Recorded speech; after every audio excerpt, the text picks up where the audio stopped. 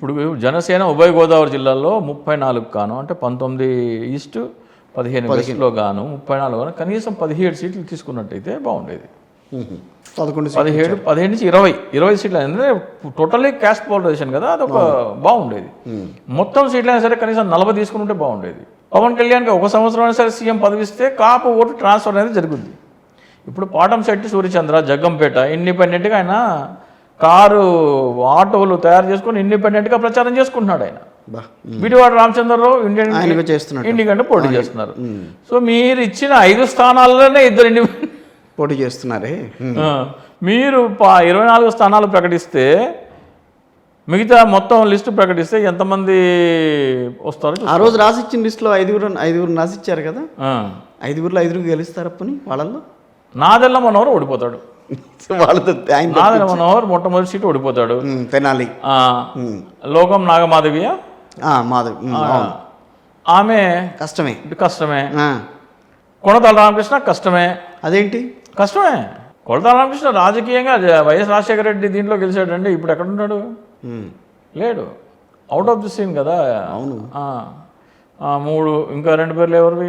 ఆయనకి చాలా సింపతి ఉంది విన్నాను. కొణతాల గారు సింపతి ఉంటే సరిపోదండి, స్ట్రెంగ్త్ ఉండాలి. శక్తిహీనుడు కూడా టీడీపీ గెలిపిస్తుందేమో రామకృష్ణ గారిని. చూడాలి టీడీపీకి అంత స్ట్రెంగ్త్ ఉందా లేదా అనేది. ఆ నియోజకవర్గంలో లేదా ఏమో మరి. కొణతాల గారికి నాకు కొద్దిగా డౌట్ కనబడుతుంది నాకు. ఓకే, పిఠాపురంలో ఇప్పుడు పవన్ కళ్యాణ్ గారిని పోటీ చేయించే ప్రయత్నం చేస్తున్నారు. ఆయన పవన్ కళ్యాణ్ కాదు, అక్కడ తంగెళ్ళ ఉదయ్ శ్రీనివాస్. అదేంటి నిన్నటి వరకు పవన్ కళ్యాణ్ గారు, ఇవాళ కూడా పవన్ కళ్యాణ్ గారు, ఈ రోజు కూడా పవన్ కళ్యాణ్ తిరుపతి నుండా, అంటే ఇప్పుడు ఆర్ఎన్ శ్రీనివాస్ గారు వచ్చిన తర్వాత అది మారిపోయింది అనుకోండి. ఓకే, పవన్ కళ్యాణ్ తిరుపతి కూడా పోటీ చేస్తారనేది ఉంది.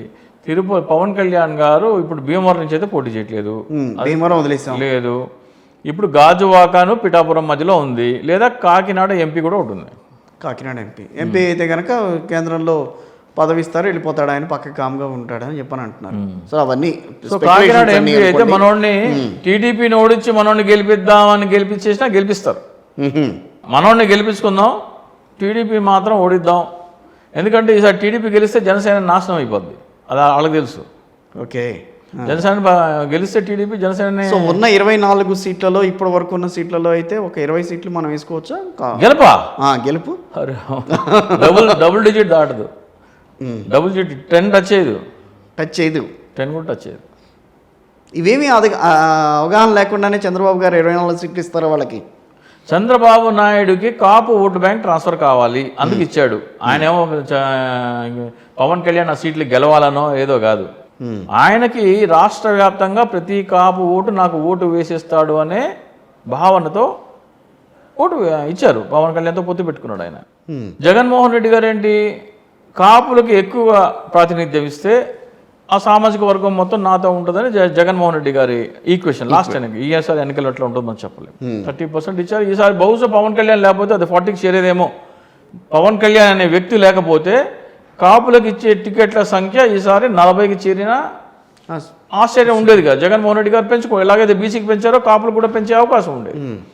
మరి పవన్ కళ్యాణ్ వచ్చి చెడగొట్టాడు. సో కాపుల కోట కట్ చేసి బీసీలకు ఇవ్వాల్సి వస్తుంది ఇప్పుడు. ఓకే, సో ఈ మొత్తం మీరు ఈక్వేషన్ చూసుకుంటే ఎక్కడ ఏ నియోజకవర్గాల్లో కూడా వాళ్ళకి సమతూకం కనిపించట్లేదా? ఎక్కడ కూడా వైసీపీతో సరిపోల్చే విధంగా కూడా లేరా జనసేన? ఎక్కడ కూడా అంటే వాళ్ళు పోటీ చేసే స్థానాల్లో ఈయన తీసుకెళ్లి కందులు దుర్గేష్ తీసుకెళ్లి నిడదవలో పడేశారు. నిడదవలో ఎక్కడ గెలుస్తాడు ఆయన? కష్టము. సో బుచ్చే చౌదరి ఇక్కడ గెలుచుకుంటాడు. గెలిచే సీటు వీళ్ళు ఉంచుకున్నారు, ఓడిపోయే సీటు వాళ్ళకి. ఓకే, వాళ్ళకి ఇచ్చేసారు, వాళ్ళకి అంటగట్టారు. వాళ్ళకి అంటగట్టి ఏంటి, మీ కాపులకి ఇన్ని సీట్లు ఇచ్చామని చెప్పుకోవడానికి, మీ పవన్ కళ్యాణ్కి 24 సీట్లు ఇచ్చామని చెప్పుకోవడానికి తప్ప, ఓట్లు వేయించుకోవడానికి తప్ప, వాళ్ళు గెలవాలనో అసెంబ్లీకి రావాలనో. ఈవెన్ చంద్రబాబు నాయుడు పవన్ కళ్యాణ్ అసెంబ్లీకి రాణిస్తాడా? మీరు చెప్పండి. పవన్ కళ్యాణ్ అసెంబ్లీకి వచ్చాడే అనుకుందాం, కాబోయే ముఖ్యమంత్రి నారా లోకేష్, రాసి పెట్టుకోండి. ఓకే, నారా లోకేష్ మాట్లాడండి ఒక అరగంట, పవన్ కళ్యాణ్ 5 నిమిషాలు మాట్లాడండి. పవన్ కళ్యాణ్ మీద కాన్సన్ట్రేషన్ ఉంటుంది లోకేష్ కన్నా. ఎవరు హైలైట్ అవుతారు? పవన్ కళ్యాణ్, లోకేష్. రాష్ట్ర ప్రజలందరూ ఎవరు వైపు చూస్తారు? ఆయన వైపు, పవన్ కళ్యాణ్. మరి లోకేష్ జీవితం నాశనం చేసుకుంటాడా పవన్ కళ్యాణ్ అసెంబ్లీలో తీసుకొచ్చి? కానీ తీసుకురావాలన్న కృతనిశ్చయంతో ఉంది. నాకు తెలిసి పవన్ కళ్యాణ్ కాకినాడ ఎంపీ వేస్తాడు. చంద్రబాబు నాయుడు ఏం చెప్తాడు తెలుసా? బాబు లోకేష్ నీకంటే చాలా చిన్నవాడు, లోకేష్ నీకంటే చిన్నవాడు, నీకేమో 15 సంవత్సరాల రాజకీయ అనుభవం ఉంది, వాడు నిన్నగాక మొన్న వచ్చిన పిల్లోడు, వాడిని నువ్వు సార్ అనాలి అసెంబ్లీలో. వాడు ముఖ్యమంత్రి అయితే నువ్వు మంత్రి అయినా సరే వాడిని సారే అనాలి.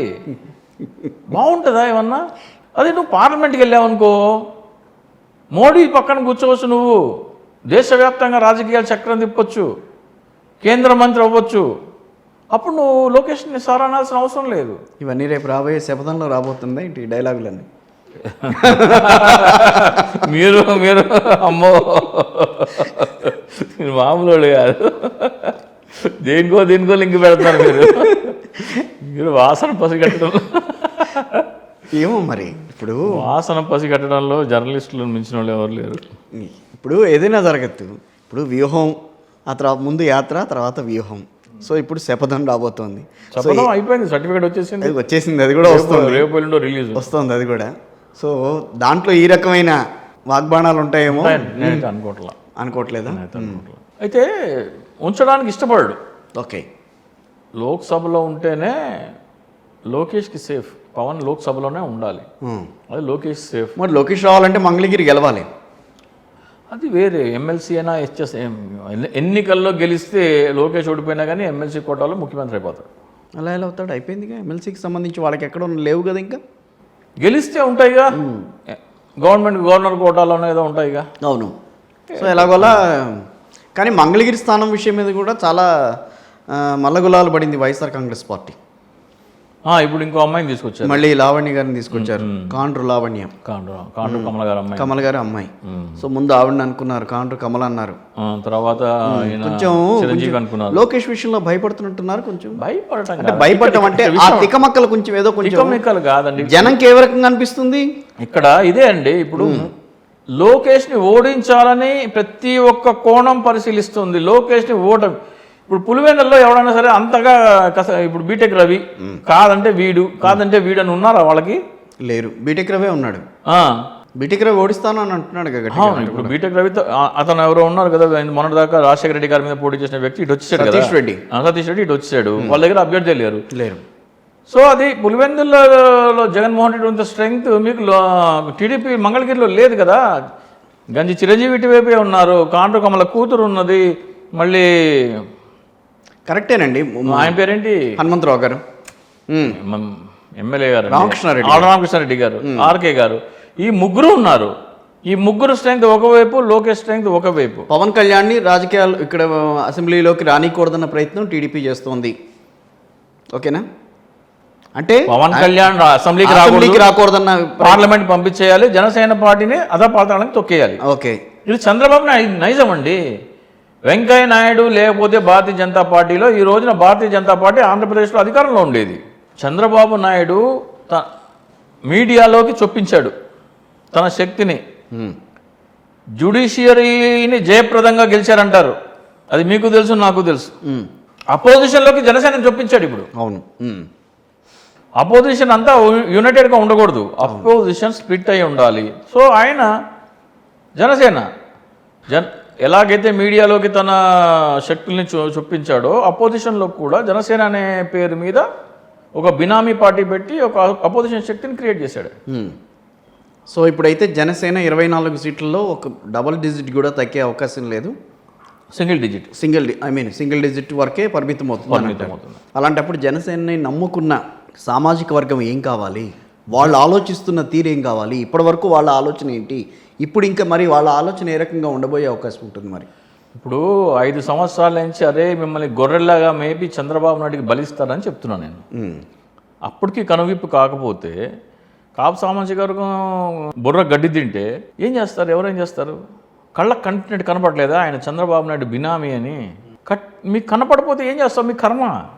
ఈ పరిణామాలన్నీ చూసేనా ఆయన రామజగర్ గారు వాళ్ళ అబ్బాయిని పార్టీలో వైఎస్ఆర్సీపీలోకి పంపించాడు. ఆయన ఇంకెట్లాగే ఇక్కడేమి ఉండదు, రేపు మాపు ముద్రగడ గారు కూడా జాయిన్ అవుతారు. పవన్ కళ్యాణ్ ఎంత నయవంచకుడో వాళ్ళు గ్రహించారు. వాళ్ళు గ్రహించినట్టు ఎవరు గ్రహించలేరు. 24 కానీ ఒకటండి, ఇక్కడ చిరంజీవి గారి పార్టీ పెట్టినప్పుడు ప్రజారాజ్యం పార్టీ 17 సీట్లు గెలిచిందనంటే ఆ పార్టీ మీద నమ్మకం, చిరంజీవి గారి మీద ఉన్న నమ్మకం అప్పటికప్పుడు ఆ రోజున ఇప్పుడు అదే రకంగా మరి 2014 నుంచి బరిలో ఉన్నానని చెప్పని అంటున్నారు, పార్టీని కాపాడుకుంటూ వస్తున్నానని అంటున్నారు, ఇంతమందితో కూడా నేను మమైకం అవుతున్నాను అంటున్నారు, నా సామాజిక వర్గం ఓటర్లను అందరినీ కూడా నేను ఆకర్షిస్తానని చెప్పి ఒక వారాహి సభలో ఆయన గట్టిగా చెప్పారు, నా కోసం మీరు త్యాగం చేయలేరా అని మాట్లాడారు. ఇన్ని మాటలు మాట్లాడిన తర్వాత ఈ రోజున పరిస్థితి చూస్తే వీళ్ళందరూ ఏమవ్వాలని అనిపిస్తుంది ఒక్కొక్కసారి చూస్తే. ఇక్కడ కేఏ పాల్ కూడా పెట్టి 13 సంవత్సరాలు అయినది పార్టీ. పవన్ కళ్యాణ్ కంటే సీనియర్. అంటే పార్టీ పెట్టి మూసేయలేదు, నేను బలంగా నిలబడ్డాను, నేను తప్పిపోలేదు, నేను పారిపోలేదు అంటే కేఏ పాల్ నిలబడ్డాడు బాబు. నీలాంటి వాళ్ళు 20 సంవత్సరాల నుంచి అన్రిజిస్టర్డ్ అన్రికగ్నైజ్డ్ పార్టీలు 30 ఉన్నాయి ఆంధ్రప్రదేశ్లో. పార్టీ పెట్టి రాష్ట్రానికి రాకుండా, ప్రజల మధ్యలో తిరగకుండా, మీ పార్టీ నాయకులతో మాట్లాడకుండా నువ్వు ఏం రాజకీయం చేస్తావు? ఎవరిని పిచ్చోడిని చేస్తున్నావు నువ్వు? మీ పార్టీ నాయకులతో ఎన్నిసార్లు సమీక్షలు చేశావు?